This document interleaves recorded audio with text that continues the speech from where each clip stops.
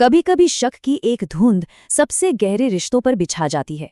मौर्यांश की कहानी अब एक ऐसे ही मोड़ पर है जहां एक बेटे के मन में अपने पिता को लेकर सवाल उठ रहे हैं। देखते हैं कि ये कहानी हमें कहाँ ले जाती है। कहानी की शुरुआत होती है एक सर्द और खामोश रात से। सोचिए, एक पुराना घर जहां हर कोना खामोश है, लेकिन हवा में न जाने कितनी ही सवाल तैर रहे हैं। कहानी का नायक एक सोते हुए बच्चे के पास बिल्कुल खामोश बैठा है और कमरे में सिर्फ एक पुरानी घड़ी की टिक टिक की आवाज गूंज रही है। ऐसा लग रहा है मानो गुजरता हुआ हर एक पल एक अनकहे बोझ को और बढ़ा रहा हो। और इसी खामोशी के बीच उसके दिल में एक सवाल उठता है, एक ऐसा शक जो धीरे धीरे उसकी हिम्मत तोड़ने लगता है। सवाल ये कि क्या वो सच में अकेला है इस लड़ाई में। और ठीक तभी एक हल्की सी आहट, उस गहरी खामोशी को चीरती हुई एक आवाज आती है जो पूरे माहौल को सोच से निकालकर सीधे डर और रहस्य में धकेल देती है। दरवाजे पर एक बहुत ही हल्की सी खड़खड़ाहट होती है, बस इतनी कि दिल एक पल के लिए थम सा जाए, जैसे कोई आया और फिर अचानक गायब हो गया। नायक की तो जैसी सांसें ही अटक जाती हैं।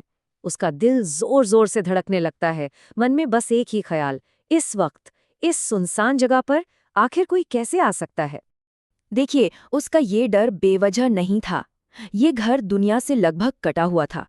तो फिर दरवाजे के उस पार कौन हो सकता है? कोई अपना या फिर कोई दुश्मन? वो किसी तरह हिम्मत जुटाकर दरवाजा खोलता है और सामने सिर्फ खाली अंधेरा है, कोई भी नहीं। लेकिन दिल जानता है कि कोई तो था। और फिर उसे उस रहस्य का जवाब मिलता है। एक ऐसा जवाब जो उसके सवाल से भी कहीं ज्यादा चौंकाने वाला है। एक ऐसा जवाब जो अब सब कुछ बदलने वाला था। दरवाजे के ठीक बाहर जमीन पर एक छोटा सा थैला रखा हुआ है, और यही वो अकेला सबूत है जो बता रहा है कि कोई यहाँ आकर गया है। वो थैला उठाता है, अंदर कपड़े हैं, कुछ पैसे हैं। मतलब ये कोई धमकी नहीं थी, ये तो मदद थी, किसी अपने की सोची समझी परवाह। और फिर उसकी नज़र उस एक कागज पर पड़ती है, और उस पर जो लिखावट है वो एक ऐसी लिखावट है जिसे वो दुनिया में कहीं भी कभी भी पहचान सकता था। ये उसके पिता की लिखावट थी। पिता का संदेश बहुत छोटा था, पर उसमें एक पूरी दुनिया छिपी हुई थी। ये सिर्फ शब्द नहीं थे, ये एक भरोसा था, एक खामोश वादा। इस एक संदेश का असर फौरन होता है। नायक के मन का सारा शक अब एक नए मजबूत इरादे में बदल रहा है। उन शब्दों को पढ़कर उसके हाथ कांपने लगते हैं। ये सिर्फ राहत नहीं थी, ये तो भावनाओं का एक सैलाब था जो उसके अंदर के सारे शक को जैसे बहा कर ले गया। हाँ, उसकी आंखें भर आती हैं, लेकिन एक भी आंसू नीचे नहीं गिरता, क्योंकि ये पल कमजोरी का नहीं था, बल्कि एक नई ताकत के जन्म का था। और ठीक उसी पल, जैसे कुदरत भी कोई इशारा कर रही हो, उस सोए हुए बच्चे ने नींद में ही उसकी उंगली पकड़ ली। एक छोटा सा स्पर्श जिसने उसे उसका मकसद फिर से याद दिला दिया। उस नन्हे से हाथ के स्पर्श में नायक को अब डर की जगह भरोसा महसूस होता है। उसे अब अपना रास्ता, अपना मकसद बिल्कुल साफ दिखाई देने लगता है। और उसी एक क्षण में उसका इरादा चट्टान की तरह मजबूत हो जाता है। एक वादा जो वो खुद से करता है कि जब तक ये बच्चा सुरक्षित नहीं, वो पीछे नहीं हटेगा।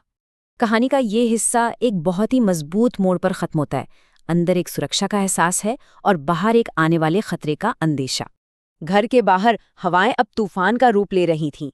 ऐसा लग रहा था मानो आने वाला कल अपनी दस्तक दे रहा हो, और वो आसान नहीं होगा। लेकिन बाहर के तूफान से बेखबर नायक को अब ये पता था कि वो अकेला नहीं है। उसके साथ उसके पिता की छाया थी, एक खामोश, ना दिखने वाली ताकत। और अब सवाल ये उठता है कि क्या पिता की ये मदद आगे भी जारी रहेगी? माँ के उस फैसले के पीछे की असली वजह क्या थी? और सबसे बड़ा सवाल, क्या ये अदृश्य साया आने वाले तूफान से इस बच्चे को बचा पाएगा?